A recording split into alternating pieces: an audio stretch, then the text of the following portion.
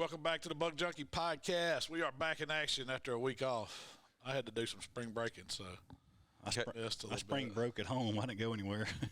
We was down here.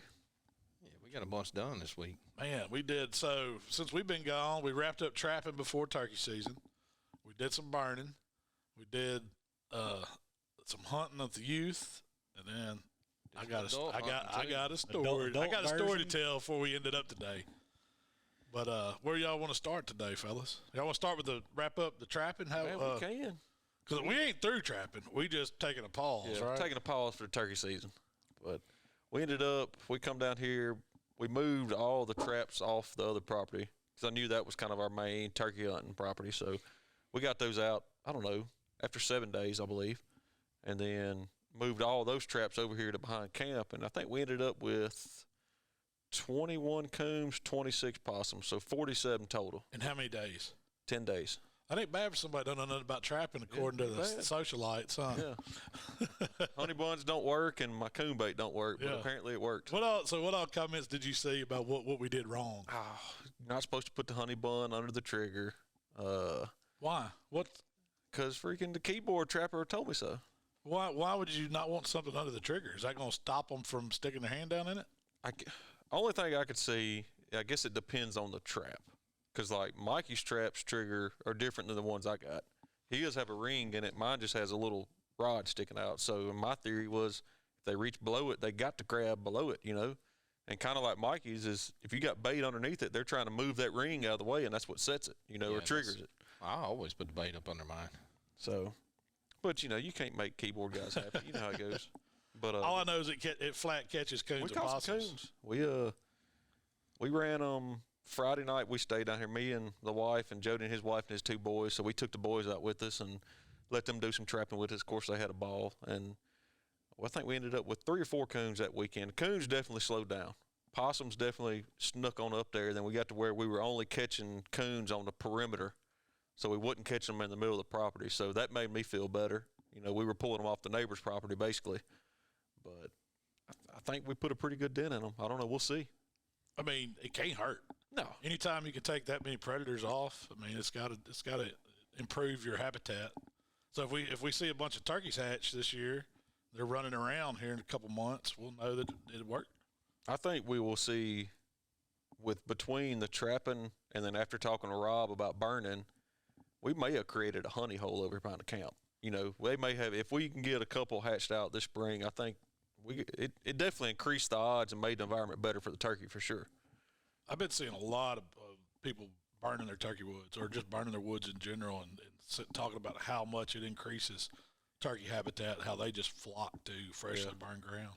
Man, you know, the thing about burning is people don't, I mean, it's a little sketchy if you don't know what you're doing. Oh, it's real sketchy. Yeah. It ain't a little. It's. I mean, when we just burned we burned about 38 acres, something like that. Mostly grass field, a few little small pine thickets, nothing big. You know, the pine thickets probably ain't even half acre at best. And anyways, we were overrun with sapling trees and some other little just undesirable grasses, a lot of pasture grass in our grass fields, and that's not what we wanted. So, you know, instead of us spending a lot of money spraying chemicals, cutting and bush hogging and maintaining, man, you can light that field, and in a matter of a couple of hours, I mean, some of them didn't even take that long, those little sections we burned. Could have made it go a lot faster. We were being conservative and just kind of moving slow at first, just trying to make sure we had it contained. And if y'all had let me loose with that torch, we would have done way sooner. Rob, you did a speed burn? Yeah, Rob called Mark the Pyro with a group. Well, so folks know, let's talk about what process it took for us to be able to burn what we did, what all we went through. First off is we contacted Rob, which got, I guess, like a burn license or whatever. Then you get, state of Mississippi wants you to get a burn plan, and that kind of, they give you an idea about when you're supposed to burn, plus that lets you, it kind of releases liability issue on you if something does go wrong. So you can put on there roughly your location, your acres, what the terrain's like, what you are burning, and then kind of go from there. But it's way more in depth than I thought it was. Yeah, and Rob's got a ton of experience in it, and so he was like, all right, we need to burn at such and such time. The wind's gonna be right. The Humidity. Yeah, humidity and all that plays a huge factor in how quick or how slow it burns. But no, we started. We was probably here 3.5 hours maybe at the most. Yeah, we never pushed what we was burning. I mean, we just kind of took our time. Well, you had to get it ready first, though. So y'all did that a day or two days before, ahead, didn't yeah. you? Which Mikey had already had a bunch of green food plots, and that was actually the best barrier than there was disking fire break. Yeah, there was disking around it. So you had to put those fire breaks in. Like Jamie went around. We had Jamie go around. The areas that didn't have the green food plots on the edge. We had a lot of wheat and a lot of clover and different food plots that are on the perimeter of these fields that we're burning. But there was a few sides that the kind of budded woods that we had to actually kind of heavy disc it and get dirt turned up on it, which it'll still burn into those. And you kind of got to watch it as it goes through those, because it will still try to come over those. But we had those flappers. We were putting it out as it started kind of burning back that way. And then once we got it burned into we were lighting on the upwind side of it. So the wind was blowing in our face where we started lighting it at. You let it burn back in. Probably, I don't know, try to get it 30 to 50 feet back in it. And then once we did that, Rob sent Mark around to start kind of the back burn. What we were doing was the back burn. We were in the smoke and the fire. It's just just burning a line back to when you light it in where it's going with the wind, carrying with the wind. That's going to move a lot faster. I mean, when you start lighting that and it starts catching, the wind catches a hold of it, it's going. And it'll die down, and then the wind will pick up again, and it'll take off again. So, we had flames that were 10, 15 foot high at sometimes. It was pretty intimidating. Yeah, when it hit some dried up briar thickets, it was burning. That's what amazed me is I figured the sage grass would burn quicker and hotter. No. Them briar thickets is like gunpowder. When it hits them, they're through them in just a few seconds. When I showed up, Jamie came and he ran back to the house. I don't know what you were getting. I get some water and stuff. We rode back out there, and he was like, "Man, we had a fire tornado going over here trying to." I was like, "Man," and because I didn't smell anything when I pulled up at the house. No, I was you like, couldn't they ain't even started burning yet. But then when we got back around there, it looked like napalm, man. All those hills were burned up. I can tell you what, you get on the downwind side and the smoke, man, you got a ton of respect for firefighters and the forestry guys that breathe that junk. God, man, that smoke was horrible. No doubt. So how many people do you think you need? Like when you're going to you got an area you want to burn, how many people does it take? I think it kind of depends on your experience, number one. I think two, for us terrain. And what we had the bare minimum. It wouldn't hurt to have one or two more people, in my opinion, the other day, just to have somebody to keep watch. And, Will was filming, so he was kind of preoccupied, and then we were lighting.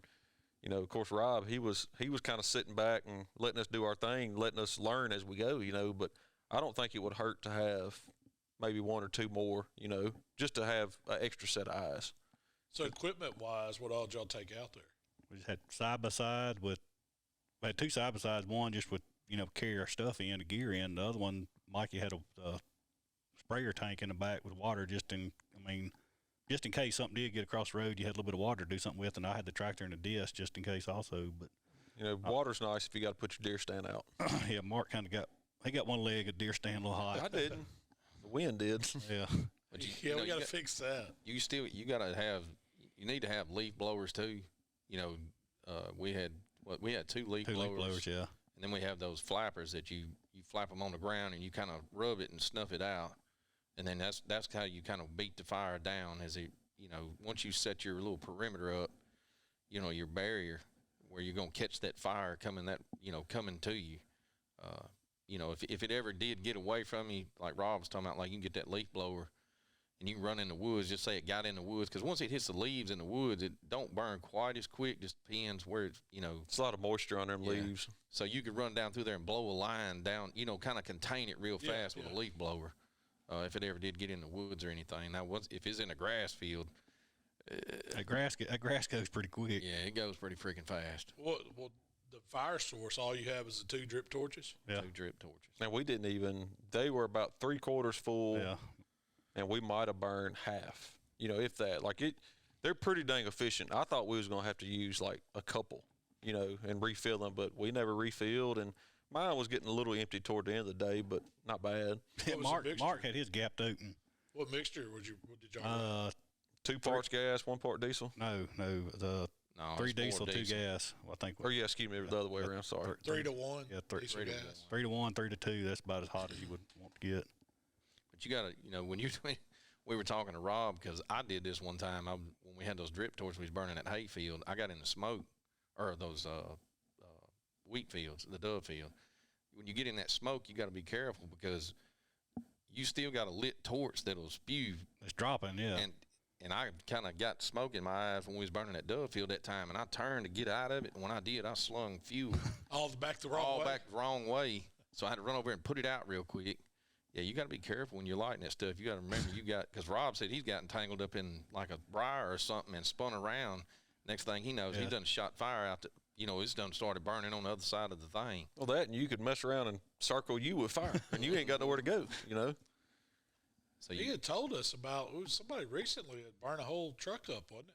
That was a couple years ago on one of the volunteer fire departments. They got stuck wedged between a tree and couldn't go. Yeah, it was somebody's burning the property off, and I don't know if if they had experience or what the deal was, but anyway, wind got up and got a little bit out of hand and got a fire truck out there and it burnt. But that's been several years ago. So it is. I mean, it is dangerous. Yeah. That's why you need a professional or someone that's licensed to.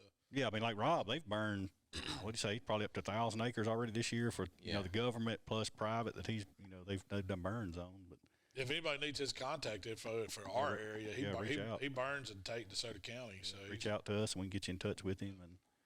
And just people's got to get it out of their head that from social media and TV, burning's not. I mean, yes, if you're in a subdivision, yes, burning could be a bad thing, but burning's it's a purpose. Yeah. I mean, like the first time me and Mark really seen it a couple of years ago, riding side by side, they burn off several thousand acres of pine timber in Arkansas, and within 2 weeks they had green grass ankle deep up on it, and it was just, I mean, it rejuvenates everything on the ground. Well, see, we went today. We had a pretty big rain event Friday. We burned a week ago today, so. And just in that short period of time, we had one rain event in between there, which was a pretty heavy one. Yeah. It knocked most of the soot down and stuff like that. When me and Malcom was out there turkey hunting this morning, there's already green popping up out there and all that black. So it regenerates fast. Yeah, and that's going to be just fresh, tender grass for the turkey, the deer, rabbits, everything to eat on. Yeah. And it's more of your native grasses coming back, not all the crap that takes over and, snuffs it out. And, man, we did burn, and it was, sweet gums were out there, and then – sweet gums and thorn trees were the two most invasive things that we had that we really, really wanted to get rid of. Yeah. But when you bought this place, it was a cow pasture, so they were spraying for pasture grass and stuff. They were keeping stuff for the cows out there. That's not necessarily good for what we're trying to do. That don't create a lot of cover and natural browse and stuff like that. So once you burn that stuff off, some of that stuff's probably going to come back. We'll have to do it a couple more times before we really just get it right, but this is just a start. You got to start somewhere. Whole lot cheaper and whole lot better for the environment versus dumping a bunch of chemicals on it. It's ridiculously expensive too. It is. I mean, because you think about all the pasture. I've read something on like burning and stuff like that. It's been a while back, but the Indians and natives and things like that, not just here, but like over in Africa and stuff like that too. When they're grazing cattle and stuff like that, or they're wanting buffalo to come graze back in the day, Indians they would like to hold freaking thousands of acres on fire and just let it go, just a wildfire, and just let it rip through those prairies and stuff. I'm sure there were natural fires like that too, though. Just I mean, lightning strikes and stuff like that. I mean, it was natural fires and things like that. This is a natural management practice. I mean, anybody that grazes cattle, if they don't have bush hogs and things like that, equipment, this is it. You burn it off. Oh, heck, you can look, for example, it's a house out there by us. Somebody threw a cigarette or something out in dude's yard, burn off, and he got the best looking yard. It grew back better looking Bermuda, and we'd spent all the chemicals on. We did that accidentally at the house. I think Michael, I don't know what he was doing. Shooting fireworks or something, probably. He was messing with some paper towel. And my wife had some candles burning, and I don't know what he was thinking, but he got that paper towel and touched that candle, and off it went. Well, he was by the front door. He ran outside, chunked it out in the front yard, and it didn't take – I heard some commotion. I heard some commotion. I was like, what are they doing? And then he's trying to bring a water hose around, and my wife's running Kool-Aid pitchers out the front door. It's just one at a time trying to throw them, and they're just hollering. And so I run out there. It's like, you can't go stop it. No. And luckily, it was, we had the road, and it's a little circle drive, and it burnt that whole thing. And I bet it wasn't 10 minutes. And it was black as it could be. When it grew back, man, it was green. pretty green. Yeah. I was tempted to burn mine this year, but Would you cut, if you're going to do yard, would you cut a perimeter around it, or just what would you try to do? I'm not answering that question. You don't know. You just gonna burn it. I mean, we ain't no fire experts. That's why you have to call in somebody. But I don't we know. would get on the downwind side and gradually let it feed back. There you go. Burn it back. Have your flappers and your drip torches. So flappers, it's the name misinterprets the use of it. You don't go down through there whooping the fire. If you do, you're Make it spreading. worse. Yeah, you just put it on the ground and pretty much drag it around. It puts it out. You start whooping it, you're throwing embers and out from under it and everywhere else. So it's more of a smotherer. Than Yeah. It just smothers it out. I mean, you naturally want to whoop it, I guess. Well, I did. You want to swing it? First time I walked up there and smacked the hell out of it. It spread when I it. did, it just poof. It went everywhere and went all around me. So I was like, whoa. You got to learn how to operate that thing. It didn't come with no instructions. It was just a broomstick and a flap. Yeah, broomstick and mud flap. Well, we didn't even have those last year. What we used the first year? We did I had a darn boat seed. Or no, it was a Can-Am seed. Yeah, old Can-Ams. And Tied Mark to a bent collaborated up something. fence post. Yeah. Improvised on that one. Where did we buy, folks looking to buy those drip torches? Was it Forestry Supply? Forestry Supply. Yeah. You go on Forestry Supply, and they've got a lot of stuff on that website. I mean, there's several different things. They got everything from tree cutting stuff to burning to everything. It's a good resource to to look at, and they've got things that a lot of other people don't have, like the drip torches, like jawbone pullers, and the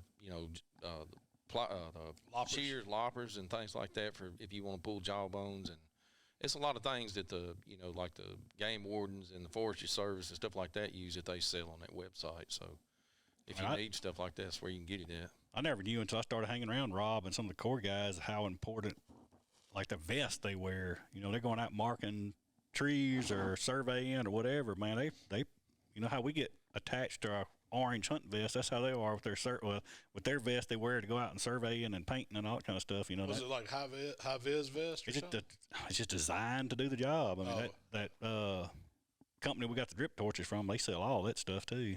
Yeah, because it's probably got it's about like a turkey vest. I think it's got all your stuff that you Put your utilize. You just put it on. Because I mean, you go to surveying and painting trees.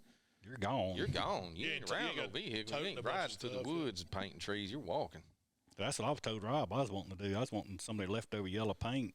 I'd get it, and I could just go out in private land, just mark me up some yellow paint and act like it's government land. What do Hank say that purple paint meant? They just cutting trees. They marking trees to cut down. Select cut. Yeah, that's what you say that purple. That ain't no trespassing. That's the ones they're gonna cut. Yeah, they're marking them. I guess one of the biggest things if you're gonna try to burn is do your prep work. Have somebody that understands, or if you're gonna try to do it by yourself, at least educate yourself on it. Can you legally? I mean, you had to hire an expert.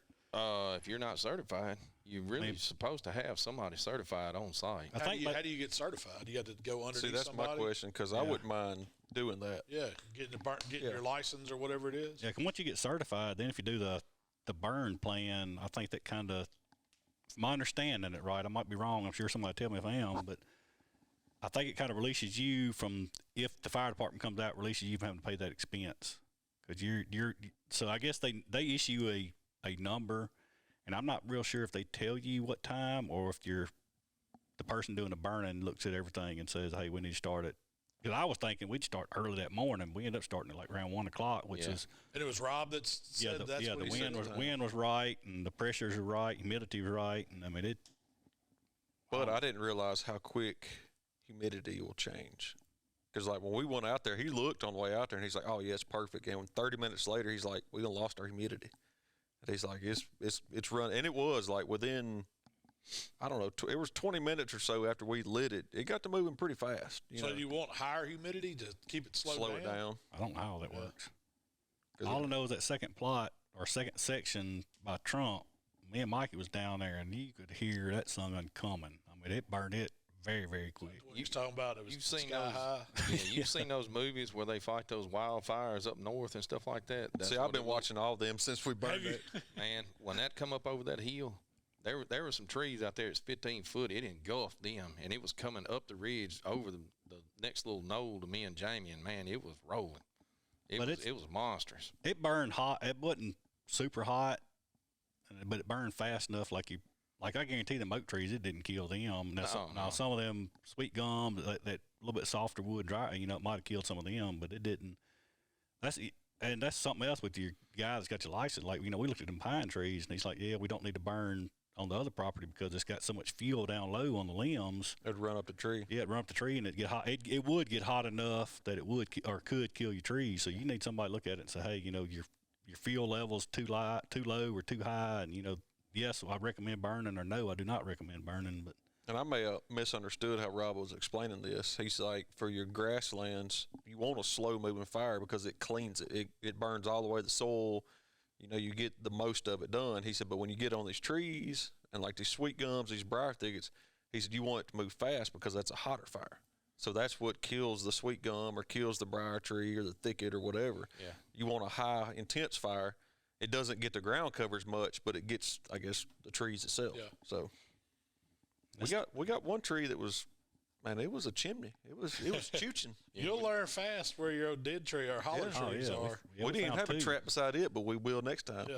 Mikey had his boots on fire, didn't he? Standing over there trying to put it out. I didn't realize. Yeah, it was trying to put it out. It had burned through there. It had been gone for an hour or so, and that tree was, man, it was hollow on the inside. It had a hole right in the top, about big around as your head. It was about rolling. halfway up, and it was just rolling out there like a chimney, man. whatever it was drawing, definitely. Yeah, it was drawing hard. And when I got over there, the whole underside of that, where it had washed under them roots, I didn't realize it was on fire, and I stepped up in there to put it out, and my foot got hot all of a sudden, and I looked down, and my boot was smoking, man. It was on fire. I mean, I guess that's the biggest risk, the safety factor of the guys, doing the fire. The next one that probably scares most people is getting away from and getting on the neighbors. Yeah. Because I could see that would be the biggest risk. If it gets out of control and it gets on your neighbor's land, it does a bunch of damage on their land. You could be in some serious financial liability. Yeah. See, but when we started though, we had the prep work done. That's the main thing is that, and move slow. When you're lighting that backing fire or the one burning into the wind, that slow burning fire, and you're trying to create that barrier, we moved in sections. We didn't move in. We might have lit 30 yards at a time. Probably so. And then we'd let it burn in, however far, put that part out, and then we'd light another 30 yards. And then we'd light another 30. We kept doing that and then making sure that it burned away from us before we, ever turned Mark loose over with the blowtorch. When he said And go, when Mark said go, you went.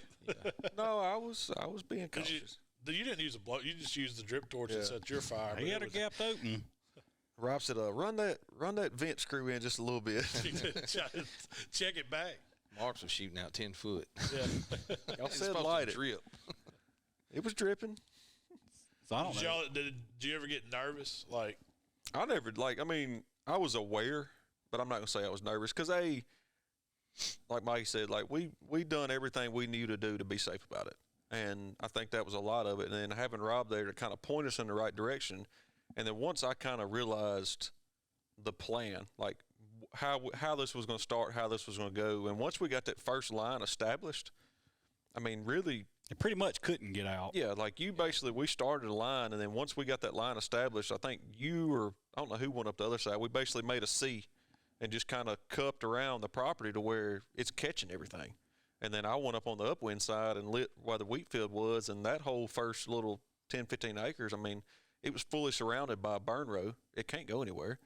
And, a lot of it was down in the bottom, so you wasn't in that heavy wind, and that's another thing I think that in my mind, you didn't want any wind. You have to have wind, but you got to have a safe amount of wind to make that fire work. Like, you don't want 40-mile-an-hour winds, but then again, if it's standstill wind, it's going to be just like it was that year we tried to burn the Dove field. It ain't going to burn. Yeah. You got to have that air. And, I mean, the only time I got nervous was when me and Jamie lit the woods up beside South Trump, and it was wanting to go to the stand and not away from the stand. Somebody wouldn't listen to me. I was like, hey, Mark, I kind of move over here and start. No, we want to get all these leaves. Well, Mark got a little bit closer than what I felt comfortable. I got hot. Me and my mud flap got hot. I should have got that leaf blower. Well, I don't think it was even around there with us when we was around that point. But It wouldn't have mattered on that. 'cause we it had was- water going though. We we were good. Yeah, we did spray a water line, but It did burn those woods good. Like around that but pond. see, that was a slow burn. Like it burned there for about probably an hour and a Yeah. half. It took it an hour to go up that ridge. There was parts of it, well, because it got into some old hay bales we'd pushed over yeah, there. that was the worst Them part. chuckers burned until it started raining, which was about 2 days later. Yeah. I kept going out because, Rob said, he felt really comfortable that it's okay to leave it. yeah. And that's what my concern was. Somebody need to sit out here with this all night to make sure it don't kick back up. He's like, no, it can't go nowhere. Yeah. Fuel's gone. Yeah. That was the worst thing. The hay bales, they was left there by the previous owner, and they was so rotten we couldn't even pick them up the tractor and move them. So we knew they was going to catch on fire and smolder till a couple days. It was you couldn't have wrote that story any better. James was like, we need to make sure we don't burn them hay bales, and That's Mikey the took the first drip thing. torch and dropped across the road, and you seen it just jump the road right into the hay bales. First thing that burned. I think Rob or Mikey went over and dripped a little bit on it. We Didn't were say that. laughing about it because Rob said, James worried about them hay bales, ain't he? He said, there ain't no way they ain't catching Oh, fire. I knew they was, but I can't. It just stinks so bad. But I think one of the two, something that I realized is, all right, when we burned the dove field, now granted, the dove field was full of grain. The field mice were everywhere. I didn't see the first field mice I didn't either. the whole entire time burning this 30 acres. But when it was all done, you seen all their little tunnels in the ground. All right, yep. So you And- think they just stay below it? Oh, I think yeah. they stay below it. And what's crazy is once you burn that field, the ground doesn't feel the same. Like when you walk on it, man, it's real spongy. All that Yeah. tunnels under it. Like I guess you don't realize how much that grass supports you when you're walking on it. And when it's not there, it's just like, it's like walking on a mattress almost, you Yeah. know? So I didn't even know till you was talking about it to Rob. So does Mississippi do a program where you can Absolutely. report? And Well, they did this year. I don't know if it was the first time or if it was just available for our area, but that's kind of what got me interested in burning it was Matt from Land Bank. Yeah. I've had him on the podcast before. He sent me an email and said, hey, there's, the state's offering money, to help you do prescribed burning for landowners. So you had to apply. You had a certain window where, you had to get an application in, and I guess they go through it and pick which ones that they want to, how much. So, like, for ours, I think I told them we had I think it was about 100 acres total that I wanted to burn, that we were interested in burning. That included all those pines that, right. even though we may not get to burn them, I was, I just put it on there. And so they approved us for like 70 acres of the total that I did. And what they do is they give you so much dollars per, they say how much money they'll give you per acre.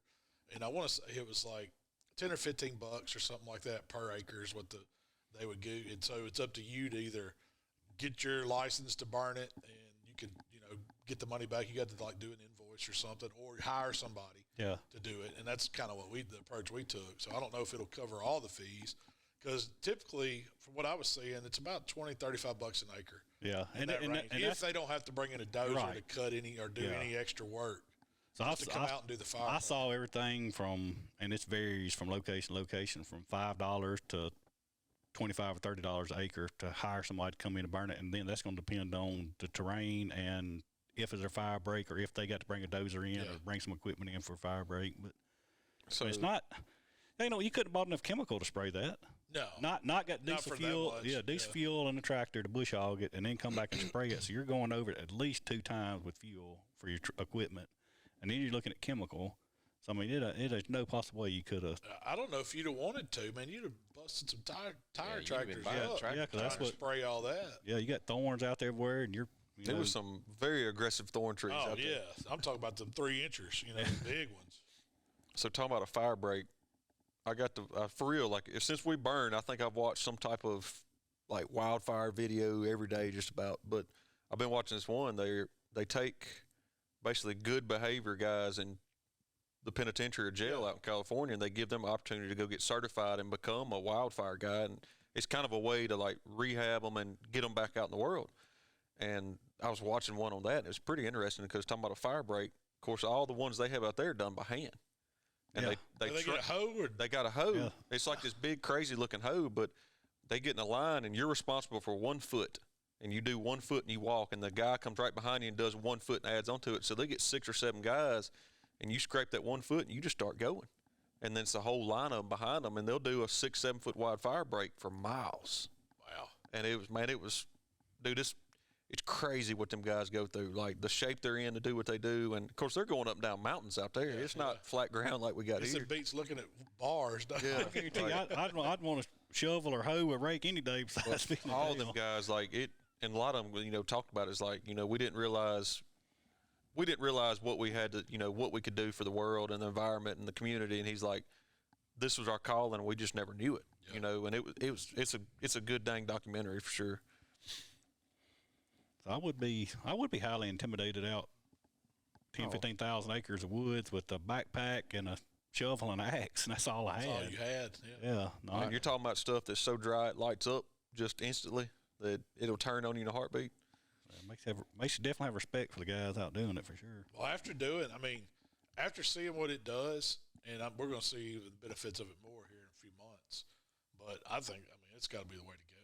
For bang for your buck, the cost, it's just some time. I guess you got to get the right plan for it and hire somebody, or at least go take a class and get certified. But, man, that fire is the way to go. So But bang for your buck, man, that fire is the way to go. I think what we'll do is just keep on with our plan, and I would like to see us be able to burn different sections, maybe rotate it out or get a plan. It's where you're not burning every bit of your ground every year, but have it in rotation to where you always have some area that you're going to keep clean, just to get the benefits from drawing in birds to making new grass grow to getting rid of old thatch. It's going to be very beneficial. Well, we said something about the hardwoods. In my mind, I'm thinking all the dry leaves, it's going to take off too. But he said it's so many layers on most. It takes you years to get that down to bare dirt. Yeah, on most people's properties, because it's never been burned. So you're looking at 4, 5, 6 inches of leaves on the ground and it's wet. So it's not like it's going to go through and burn like we did the grass. And the biggest thing I learned is the wheat. That's your best fire barrier that we got. And that's what we were talking about, is like, if we could do perimeters of wheat around everything, you got grain, you got food, plus it's beneficial when you do drop that match. It runs up to it and it throws the brakes on. It don't jump it. It don't, it's like you flipped a switch and cut it off. It can't burn through. It was fun. I enjoyed it. I did until I got in the truck and got home, man. I was so sick of smelling smoke. I took a shower and I smelled like some old wet firewood. Oh, yeah. I couldn't get that smoke smell off me for nothing. Yeah, I bet y'all was sneezing up black stuff. Black boogers everywhere, yeah. baby. Oof. I took me 2 Mucinex DMs and blew a coal dust out my nose, and I was ready to go. But I did, laying in bed. Rob texted me. He's like, "You feel like you're sitting at an old bar somewhere?" And I was like, "Yes." My throat was all scratchy and dry, like I've been smoking Marlboro Reds. Shoot, I came in, I took my clothes off outside, throwed them in the washing machine as soon as I came in. Too. But I took my boots off at the front door, and while I was in the shower, and I was stinking, man. It was bad. And we turned the washing machine on, and Melissa come in there and said, "What did you do with them boots?" And I was like, "Well, we burned today." She said, "Well, I had to set them outside. They just the whole living room, the kitchen, everything stinks like smoke." Oh, I had my dog Marley. She walked in the house, and Jeanette's like, "Golly, she smells like smoke." Even she stayed in the tractor most of the time, she still smelled like smoke. It was stout. So we got to do some youth turkey hunting. We did. We fired it up. Youth season was it opened, I guess, 2 weeks ago now, right? No, it was 2 weeks ago, but we didn't get to go till last week. Yeah, we took Michael out. We took the camera. I was trying to video. Mikey was doing the calling, and Michael was going to be the shooter. How'd that go? Well, we heard turkeys. he got to hear them. Yeah. He got to hear them. When we heard them that morning, we got some to gobble that morning. They were kind of far off. Really wasn't no way to get them over to us. There were just too many obstacles between us and them, ditches and different things like that. So we kind of sat down and did a calling sequence for a little while and tried to call up something just blind, which we done went all over the property trying to call. So we went back to where we had heard one earlier just to sit down and maybe get him to answer us and let Michael hear him a little bit. But he never really answered us at all that morning. And then we come back that afternoon. We heard a neighbor shoot that morning. Yeah, heard the neighbor shoot. So I made a phone call, and yeah, it was I don't know. He was probably 1,000 or so yards from us. I don't know. You think it's that far? He's probably It's half pretty- a mile. Half a mile. Yeah, it's probably half a mile from us. But we could hear him shoot, and sure enough, his son killed one that morning.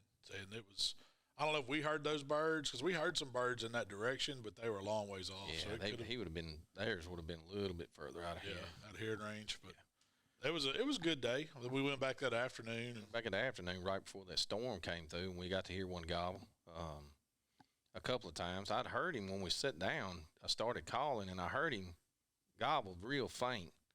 And then y'all were in the blind. I was sitting behind the blind. And anyways, he gobbled a second time, but the wind was whipping around so bad my ears are so bad I can't hardly hear. They stopped up. But anyways, I heard him real faint again. And then when we was walking back to the four-wheeler to move and reposition, he gobbled down the hill from us, not too terribly far, about 200 yards or so. yeah, it was fairly close. It was close enough for him to hear you. But he was out in that field with a hen. You could hear the hen yelping.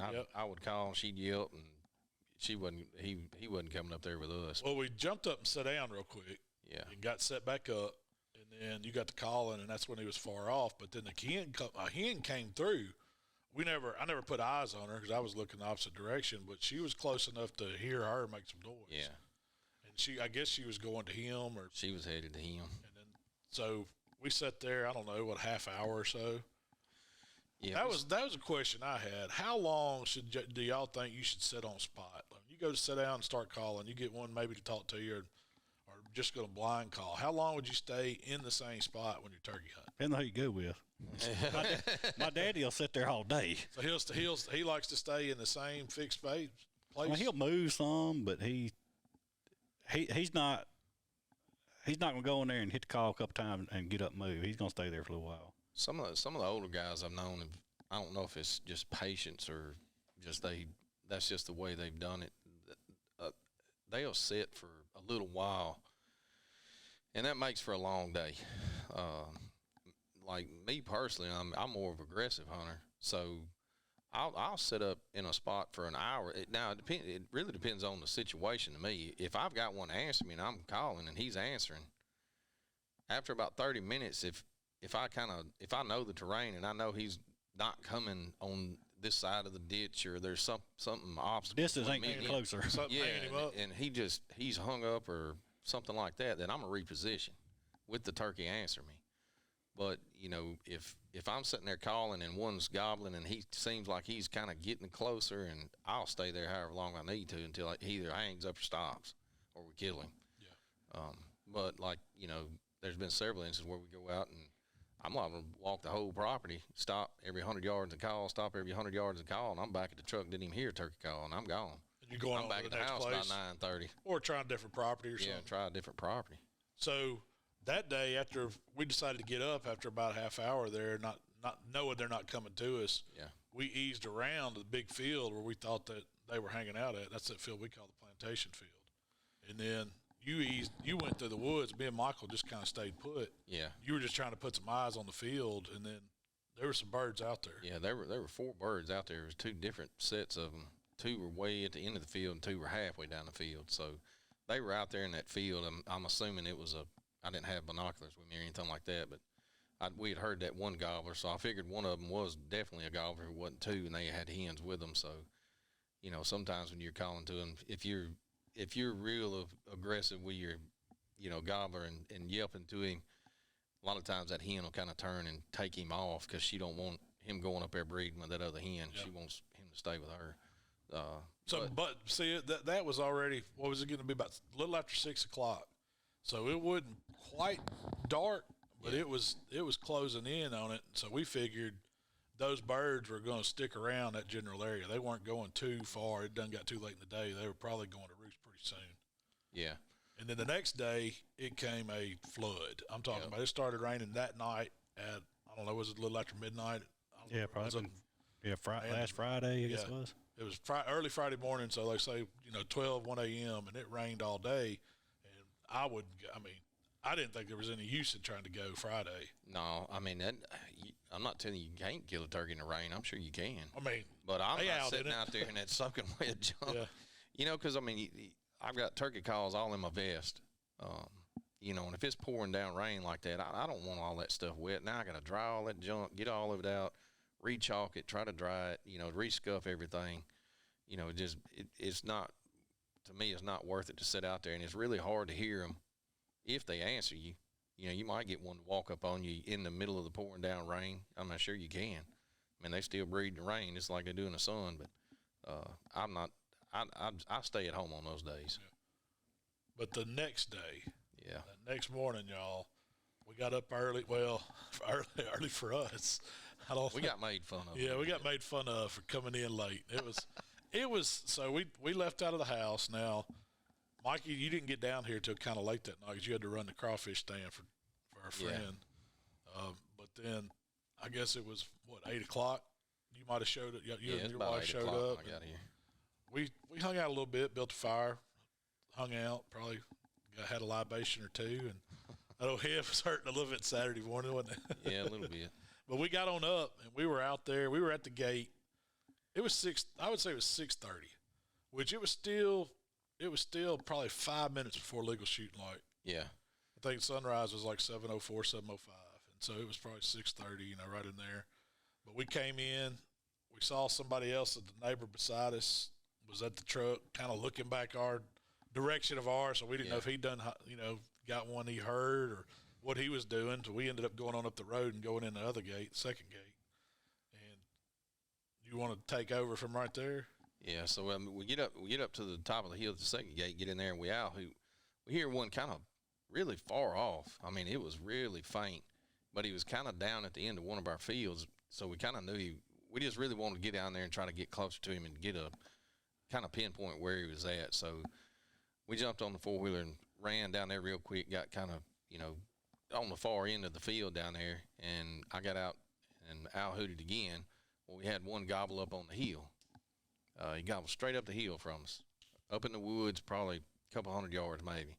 And then we had some gobble way down the field on the neighbor's property on, I don't know, how far you think them were, 300 yards? Easy. I mean, had to be. They were ways off. Yeah. You could tell it was more than one gobbler because one would hit and the other one would hit, so. Anyway, they were hot. Yeah. They were hot that morning, which it had rained the whole next day, so they had to be quiet. So they were probably ready to get real vocal the next morning. But anyway, so we, owl hooted one more time, just kind of get a pinpoint on them. That other turkey gobbled a little bit closer up the hill. So we go up, we park the Can-Am at the foot of the hill, right at the edge of the field in the pine trees. And we go up this road bed. And I told Malcom, the only way the birds are going to come is if they fly down out in that neighbor's field over there, and they're going to come a long ways all the way around this field right here. And they'll probably come, right around this edge of this road right here. Anyways, we went up in there really trying to set up on that other bird that was back over in the woods that was closer. And we got up in there, and when he flew down, he didn't say a word. He never answered me. He never gobbled again. I never heard him ever again. Never heard him again. So I got up on top. We got up, set up. I put Malcom in front of me where he was shooting. Where the road's right, kind of about 20 yards in front of him? Probably, yeah. Road's about 20 yards in front of him where the start of the road is. And there's a little knoll where we can't hardly see down the hill where we parked the Can-Am. But it was, you could kind of see just barely over the top of it. Not real good. So anyways, we set up, and I get up there, and I yelp real soft and, start, doing my purrs, my clucks and stuff like that, and no answer. So I get on it pretty hard. I go into a full-on cutting sequence and a high-pitched, loud yelp, and them turkeys hit. Bam! And they were closer. Yeah. So they done cut the distance. Again. Probably about half. Did it a second time. They hit again. I was like, all right, Malcom, they're answering us, but I don't know if they're coming to us. We just have to sit here and wait for a minute. So I don't know. We'll give it about 5-10 minutes. It felt like an hour to me, Mikey. It felt like a smooth hour sitting there. So by that time, I give them another cutting sequence and a yelp, and nothing. We didn't hear a thing. I did it again, nothing. I told Malcom, I was like, man, I don't know. They might have got on some hens or something like either they're running to us or they done got off with some hens or something like that, and they're not answering us no more. So I didn't call for several minutes. I don't know, 5 or 10 minutes again. Yeah, at least. Maybe it was more like 20. And I was fixing to pull my mask down and get me a dip of snuff. and them turkeys gobbled 70 yards down the hill, standing at the tailgate of that freaking Can-Am. They had to be in between it. If they weren't right at it, they were in between us and it. Because I couldn't really judge distance. I just know it was one of them that your neck hair stands up. When they hit, I was like, oh. Because it got real. Because I ain't never killed a turkey. I mean, I've been turkey hunting a handful of times, and that was the first time that turkeys were actually coming that somebody was calling when I was turkey hunting with them. When you had a gun on them. Yeah, when I had my gun. And so at that point, I don't even know if I had my mask on either. And Mikey said, get your gun ready, they're coming. And so, all of a sudden, I'm, still shaking a little bit, got my gun up on my knee, sitting there on that old pine tree. And sure enough, around that little knoll that we saw, I see that old head bobbing up the road. And that's all. I can't see his body. I can't see if he's got a beard. And I'm on him. I'm on his head right then. And I could have killed him. I could have shot him. It was probably a closer shot, actually. Yeah. Because I didn't have anything in between me. I had a good little, 5-yard gap, straight shot to the road where that turkey was, but it was still covered up. And I think you whispered to me, does he have a beard or look for a beard or something? It was something like make that. Sure he's got a beard before you shoot him. And I was like, I can't see. And then he turned around and went back the other way around the little hill. And at that point, I kind of knew he was going back to the right, so I had me a place where I could move. So I just kind of shifted around that tree, got my gun on another little opening over there back to the right. And about that time, Mikey said, I see him. He's got a beard. If you see him, shoot him. You said something like that. Shoot him when you see him. Shoot him when you see him. I seen the front gobbler. He'd come up in there looking for me because he kind of stepped in there and he was one-eyed, looking up through the woods, looking at me, and I could see his beard hanging down. He had 9 inches or better beard. And I seen another one to the left, seen his head move over that little berm, but just barely. So I knew there was 2 gobblers there. That's all I seen was just 2. So I told you, I was like, shoot that front gobbler. So, and I only saw one at a time. Now, I don't know if it was the same bird or what, because I was just seeing a head. So as soon as I saw a head hit that opening, I took my shot, and I was like, it was going through my mind. I mean, head was there, but it was one of those. You know how, Jamie, you were saying you look down the bead and at 30 yards it's still hard to see. Yeah, a little bitty bead will cover head up. Yeah, so I had it. He was just full blown covered up. I mean, there was no way that if I shot down through there, surely one of them pellets was going to hit him. Well, there I go, boom. I let it go. That joker rocks me, and one bird just immediately gets up and flies off like something flushed it. And another bird takes off to the right up through the pines, and they're just flapping. And the whole time I'm like, damn, I just missed this turkey. How did I miss? Malcom said, I think I missed, Mikey. I think I missed. Well, at that time, I'm thinking he missed because I seen the turkey fly back to the left, and then the one run off the front when I told him to shoot, ran off down in the gully next to me and was putting running through the woods. And I was like, dadgum. I was like, you sure? I was like, man, dadgum. So you jumped up and got out in the road. I walked out in the road, and the turkey's looking at me at 30 yards. And you don't have a gun. You're standing there staring at me. You don't have a gun. I ain't got a gun. He's running down the middle of the road. I mean, just straight away from him, and you could have just smoked him. Boom. And I'm focused on him. I start running down the road a little bit, and I was like, well, and I turned around and looked at Malcom. I was like, you sure you hit him? And he was like, I don't know. I said, well, I mean, I don't think he looked crippled. He was running pretty good down that road. Well, I took another step, and behind that berm, I seen this gobbler laying there. I didn't know there was 3 of them. Yeah. So I didn't say nothing to him just right at that moment. I looked over, and I was like, well, crap, he killed the freaking turkey. Here it lays right there. It wasn't flopping or nothing. It was dead as a hammer. So I finally make my way across the little ditch and feelings in hurt. The road. Oh, yeah. I'm like, I done screwed up, man. I rushed it. On. I should have waited. And Mikey's going, which way did you say they went? Did you see them to fly off? Did he look hurt? And he's saying all this to me, and I ain't got down there yet. And I was ready to blood trail one. Oh, yeah. Well, I got my head down. I asked him, I was like, how many turkeys did you see? He said, it was 2. I seen 2. I said, well, one ran that way and one run down the hill. You sure it was 2? It wasn't 3? And he was like, I didn't see but 2. I said, what about this dead one laying up here? And at that time, man, it all set in on you because there ain't no feeling like that. I didn't get to see them blow up. I didn't get to see them strut. It was all, you heard them closing the distance and heard them gobbling on you coming in close. And then when they finally come in and you see something, it's like that's the biggest adrenaline rush. I mean, I've seen a lot of deer in the field. I still get excited when I see a buck. I don't care what size he is, but there ain't nothing like that rush when that bird's bobbing and he's looking for you. I mean, he is trying to pinpoint you. And he pops his head up and you shoot, and all of a sudden you think he's gone. You don't see him. that's a low feeling there. From the lowest low to the highest high. But then when it set in that I got him, man, it was like it was amazing. I mean, I think that's in everybody's mindset. Well, I'm shooting a shotgun. There's no way this big a bird I can miss. You can't miss it, yeah. Can't miss it. But I mean, I was shooting through some stuff. I mean, it wasn't like it was just a clear sitting on a bench shooting at a paper target, something like that.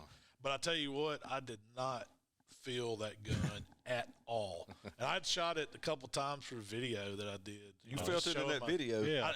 It was a jaw rattler for real.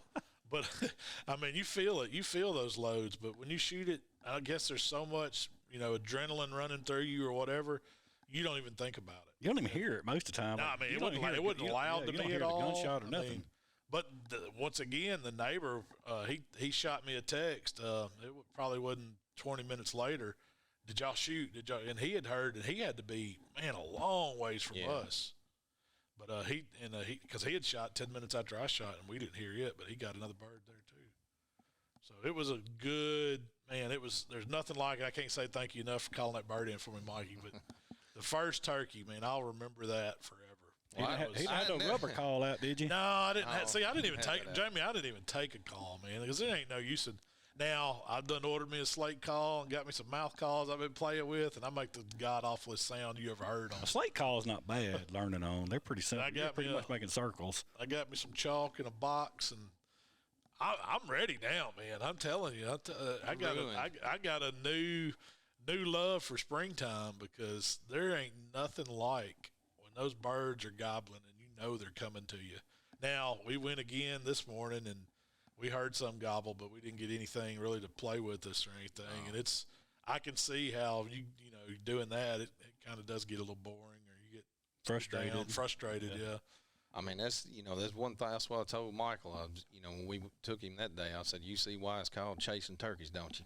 It's not called hunting turkeys, and it's not called killing turkeys. It's called chasing them." I believe it because you're constantly on the move. And you get yourself in situations that are not the same every time. And I ain't never been on a turkey hunt that anything happened the exact same, ever. And they've always been different scenarios. It's always been a different setup. It's always been the bird acted different. He come in different. I've had him come in behind me. I've had him come in just like I expected him to. I've had him come from the sides. I've had birds come up that I wasn't even calling to. Well, the bird answered me, and another one walk up just out of the blue. Never said a word. It's always been something different. And that's what's really, really exciting about turkey hunting and being that close to that leery and cautious of an animal that has his senses are on high alert when he comes in, and you can't even breathe. I've spooked him breathing before. Well, I don't know if them three was mad at you, Mikey, for making all that racket, or if they was coming to see if they was fixing to get some hot action. I don't know. But they was coming, man. They were flat coming, and them birds came a long way. They had to have covered 200 yards. Yeah, it was at least maybe longer than that. Yeah, they were at least 300 to 400 yards from us when we out-hooted to them the first time and got them to gobble. So they came a long ways. They come a quarter of a mile almost. So I would be okay going out by myself and not sealing the deal on the turkey. But if I was technically guiding or carrying somebody and it didn't, man, I'd feel like I was. Or you're the caller. Yeah, I'm like, golly. Well, that's the thing, and I asked Mikey this too, y'all. The whole thing of turkeys, you're outsmarting a turkey. So I would imagine you can get more out of it being the guy that does the calling, because you're really the one. You may not shoot the bird, but you're the one that outsmarted him and played the game and got him to come, and you fooled him. So that's all a big part of it. Like, we're out here deer hunting. We ain't trying to fool them. We're trying to feed them. Yeah, we're trying to catch them when they eating or catch them when they chasing a doe or something like that. But you ain't really outsmarting that one. But this turkey, you got to outsmart him. Mm-hmm. You gotta make him entice him to come in there, and that's the whole art of it. Pulling that trigger on them, it's a shotgun. I mean, you think it'd be easy to shoot one. Yeah, it ain't. But I don't know. I'm ready to get some more in range to see. I would say turkey hunt definitely is the only one I feel like you're really outsmarting. I mean, even duck hunting, yeah, you're calling to a duck, but that duck could care less. Like, if he wants to be there, he's going to be there. If he don't, he ain't. Yeah. You got to make that turkey be there. Because he don't want to be there. Like, he's constantly looking, and 90% of the time, you're having to call him off hens. or he knows where hen's at, you know. So you're really having to. You're playing that game. You're dialing that number, calling him and say, "Hey, let's go meet at Longhorns," and you're doing all that to fool him, you know. Sending them texts to him and all that stuff.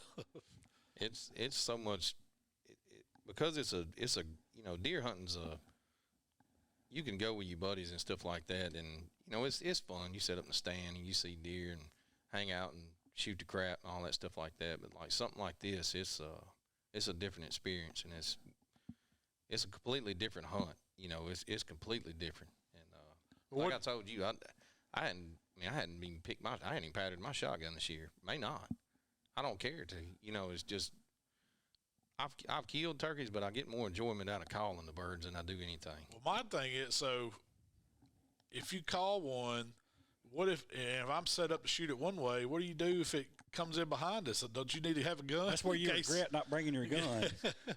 That's what I say. We're going to work him and make it happen. You're going to try to make him circle you? Yeah. Because there's got to be times, don't move. That's my hardest thing. And you know what? That's another thing taking kids. It was really, really hard to, get Michael to understand that. You mean Michael can't sit still? You can't move around. Yeah, you can't move. You got to freeze. You got to be able to play that.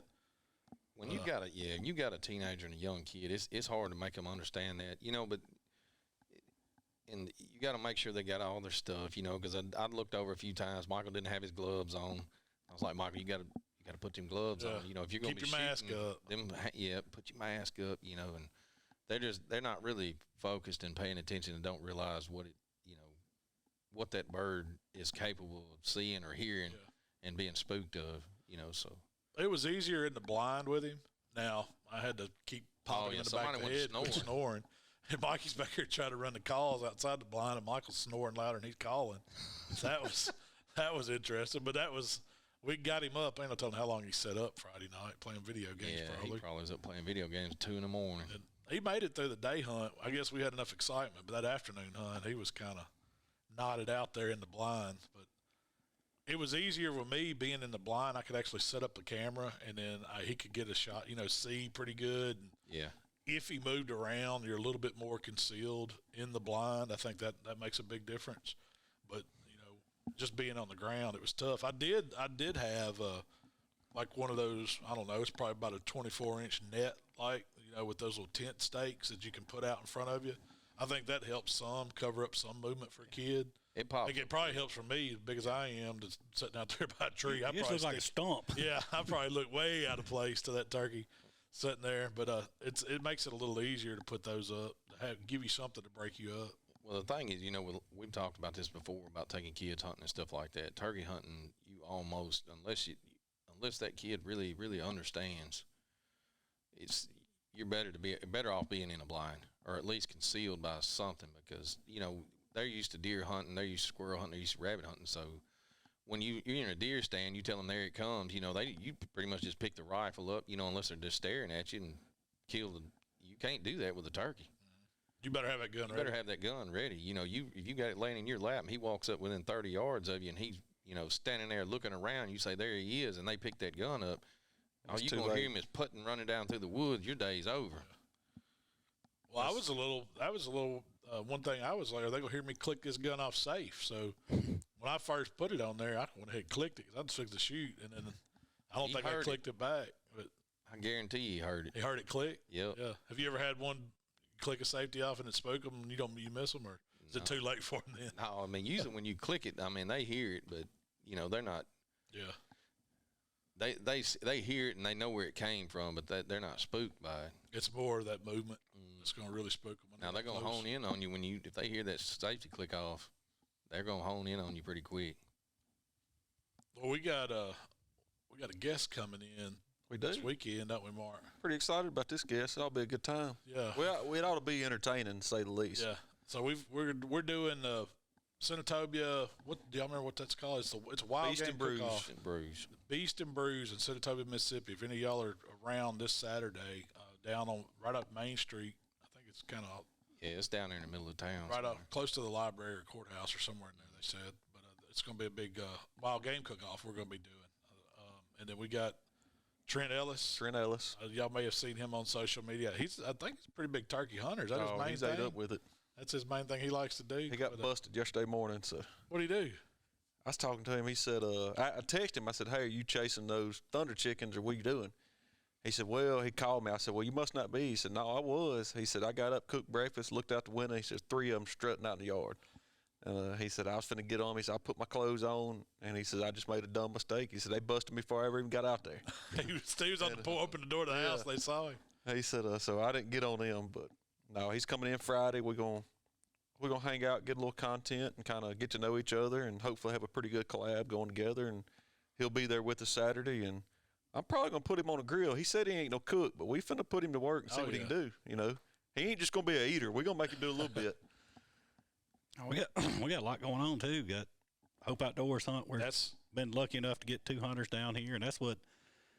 Man, I'm getting anxiety on this whole deal. Like I want to make sure these guys get on a turkey, and it's just like you don't have no control over it. Yeah. But that's what I'm wanting to happen. But I'm pretty confident they're gonna get to hear some turkey. Now, whether we can get them a shot on one, that's gonna be up to y'all and. We'll ain't up to us, up to turkey. We'll have to have some luck on that. But there's some birds still out there. I mean, we know.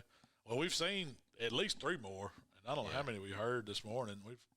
They're all around. They're not just fired smooth. By the time they come here, the thing about it is, we was 68 degrees and in the 30s the past 2 nights and 2 mornings, and now we're going to be back up to 60 and 70 the next 3 or 4 days. So, I mean, the weather's all over the place. Yeah. Which today it seemed like a perfect morning. They just didn't want to cooperate. But you also consider it was 29 degrees last night too. Yeah. We got, like I say, between that and got the Hope Outdoors banquet coming up, so we got a lot going on. Is there any contests going on? We got anything? We want to see those turkey pictures. If anybody's, I know we've had some people start sharing them. Yeah, if you're killing turkeys or catching fish, man, go on Facebook. Check us out at the Buck Junkie Outdoors Club on Facebook. Post your pictures. We'd love to see them. Comment on them. Tell us a little bit about it or something like that in your comments. We'll answer you. Heck yeah! We got a contest going. We're gonna start it. We'll actually start it today or whenever when everybody hears about it. We're gonna run it for about a month. We're gonna post your best deer camp recipe. Doesn't have to be a deer camp recipe. You can post any kind of recipe you want. Put it out there. We're gonna run this for about a month. Whoever gets the most likes, so you can go in, vote for your own, like it or comment on it or whatever you want to do. What we're going to do is we're going to give away a $100 Mossy Oak Gamekeeper Butchery gift card to the guy or the girl that has the most likes on their recipe after, let's see, we ended That's a good one. I think we ended on April 19th. Y'all get them in before this weekend. Yeah. Yeah, we need to get a bunch between now and Saturday. You need some ideas for the wild game cook? Yeah. I've got a bunch of the wild game meat that I had in the freezer from last time I went and did some shooting with Mossy Oak, and so I'm going to be cooking some of that Saturday in Senatobia and probably just sharing it with everybody. It's I don't know if we're going to use any of that. We may use some of it. Depends on how it turns out. We may use some of that chorizo. That wild boar chorizo is pretty dang good. Man, they got some really, really good products. Man, I've cooked it a couple of times, and we actually got to go cook it down there with them at Mossy Oak, and their products are really, really good. They even got alligators. Yeah. You can get a whole alligator from them if you want it. If you want to smoke one of them. Or Buffalo ribeyes. buffalo ribeyes. Yeah, Buffalo ribeyes. Hey, we've put them buffalo ribeyes on the stage at Memphis in May before. Perfect score. Yeah, they're pretty score. daggone good. But it's going to be a good weekend. I hope the weather should be pretty nice. It looks like. Supposed to rain Friday morning. I think that's it. That's it. So Saturday should be looking good. So if you want to come out and sample some beers and check out the wild game cook-off, it ought to be a good time there in Senatobia. But other than that, I mean, that's about it for this weekend. We'll be back next week. Hopefully, we'll get to do a podcast with Trent. We'll try to get him on here and maybe sit down and hear what it's like. I think he's from over in northeast Mississippi. That's what you said, Mark. So he might have a little different take on what the birds are doing over there and see what's going on with his social activities. See what it's all about. Yeah, he's a pretty funny dude. I don't know if y'all seen any of his videos, but I still don't know how he does it. Like, He plays 2 people, and the other day he was playing 3. You see What he's one where doing, it was the 3 Tom and gobblers? 2 Jake. That Jake wanting to gobble. No, we ain't gobbling today. He What said, do you mean we ain't gobbling today? End of April, 1st of May. Maybe middle of May, he said. I don't understand. I still don't see how he does all that. It's pretty cool, though. He told him, he said, my beard's as long as y'all's is. Yeah. And they were just like, they looked at one another like, And one said he had mine's beard got rot. beard rot. He got beard rot. That's why his ain't that long. All right. Well, Mark, take us on out of here today. We appreciate y'all listening. We got a ton of content should be coming out. We got some trapping videos, a little bit of brim fishing. We got a whole bunch of recipes fishing to hit. So Fire videos, too. Yeah, fire videos. So I'm fixing to do a turkey recipe today, so that'll be coming Fresh up. turkey. Fresh turkey. That joker he was gobbling around here a few days ago. He ain't gobbling no more. no more. But y'all check us out. Like I say, if y'all got any questions, always we're welcome to answer any questions. Shoot us a message. If y'all got topics, ideas, we're always all ears. So you just let us know. But we appreciate it. All right. We'll see y'all next time. We're gone.